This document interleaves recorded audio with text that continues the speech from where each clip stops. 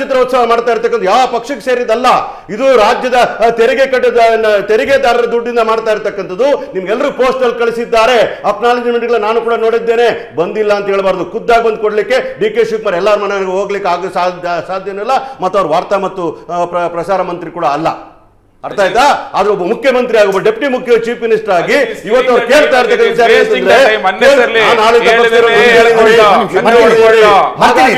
ಎಲ್ಲರಿಗೂ ಪೋಸ್ಟ್ ಅಲ್ಲಿ ಕಳಿಸಿದ್ರು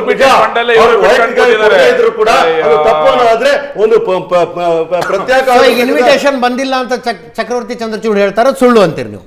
100% ಪೋಸ್ಟಲ್ ಡೇಟ್ ಅಂತ ಮಾಡ್ತೀರಿ. ಬೇಕಾದ್ರೆ ಅವ್ರಿಗೆ ಒಂದು ಲಿಸ್ಟ್ ಕೊಡ್ಲಿಕ್ಕೆ ರೆಡಿ ಇದ್ದೀನಿ, ಇಮೇಲ್ ಅಡ್ರೆಸ್ ಕೊಡ್ಲಿಕ್ಕೆ ಹೇಳಿ ಅವರಿಗೆ. ಸುಮ್ಮನೆ ಎಲ್ಲೇ ಕುತ್ಕೊಂಡು ಮಾಹಿತಿ ಇಲ್ದ್ರೆ ಮಾತಾಡಬಾರ್ದು. ಹೇಗೆ ಗಾಣಿಗಾರರಿಗೆ ಮಾಹಿತಿ ಇಲ್ದ್ರೆ ಮಾತಾಡ್ತಾರೋ, ಭಾಷೆಯ ವಿಚಾರ ಅಜಿತ್ ಅಲ್ಲ, ಒಂದೇ ನಿಮಿಷ.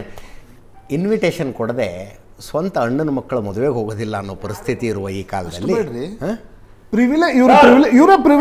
ಅಣ್ಣನ ಮಕ್ಕಳ ಮದುವೆಗೆ ಹೋಗಲ್ಲ. ರಾಜ್ಯದ ಚಲನಚಿತ್ರ ವಿಚಾರ ಬಂದಾಗ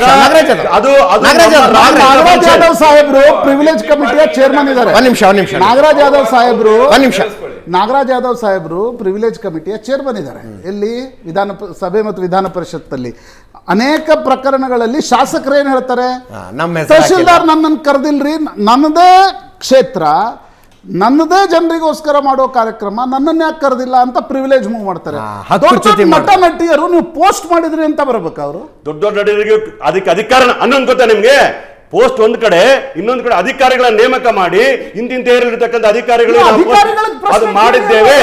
ಎಲ್ಲದಕ್ಕೂ ಕೂಡ ಚಲನಚಿತ್ರ ವಾಣಿಜ್ಯ ಮಂಡಳಿಯ ಅಥವಾ ಇನ್ನೊಬ್ರು ಯಾರೋ ಅಕಾಡೆಮಿಯ ಅಧ್ಯಕ್ಷನೋ ಇಲ್ಲ ಮಂತ್ರಿನೇ ಹೋಗ್ಬೇಕು ಅಂತ ಬಯಸೋದು ತಪ್ಪು ಅಂತ ಹೇಳ್ತಾ ಇದೀನಿ. ಅಧಿಕಾರಿಗಳು ಹೋಗಿದ್ದಾರೆ, ಅಧಿಕಾರಿಗಳು ಸರಿಯಾಗಿ ಕೆಲಸ ಮಾಡಿಲ್ದೇ ಇರಬಹುದು. ಅದನ್ನ ಬೇಕಾದ್ರೆ ನೇರ ರೇಡಿಯೋ ಆಗಿ ಅವ್ರ ಅಧಿಕಾರಿಗಳಿಗೆ ಬೈಯೋದಾದ್ರೆ ತುದಿಗಾಲ ಮೇಲೆ ನಿಂತಿದ್ದಾರೆ ಅವರು.